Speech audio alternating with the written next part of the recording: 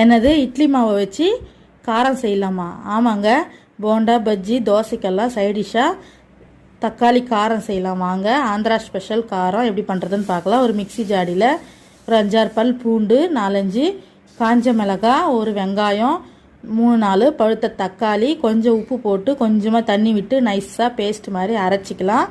அரைச்சி இதில் தாளிச்சிக்கலாம். வாங்க, அடுப்பு மேலே ஒரு கடாய் வச்சுக்கலாம். கடாயில் 2 ஸ்பூன் எண்ணெய், கடுகு, கருவேப்பிலை போட்டு தாளிச்சிட்டு நம்ம அரைச்சி வச்ச அந்த பேஸ்ட் இதில் சேர்த்துக்கலாம். சேர்த்துட்டு மிக்சி ஜாடி அலசி கொஞ்சமாக தண்ணி சேர்த்துக்கலாம்.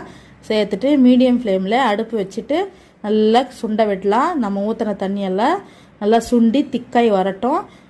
இந்த ஸ்டேஜில் நாம் 1 ஸ்பூன் அளவு இட்லி மாவு சேர்த்து மிக்ஸ் பண்ணி இறக்கினா சூப்பரான டேஸ்ட்டில் ஆந்திரா ஸ்பெஷல் காரம் ரெடி ஆகிடும். போண்டா பஜ்ஜி தோசைக்கெல்லாம் சூப்பராக இருக்கும். நீங்களே ட்ரை பண்ணி பாருங்கள். இந்த ரெசிபி பிடிச்சிருந்தா லைக் பண்ணுங்கள்.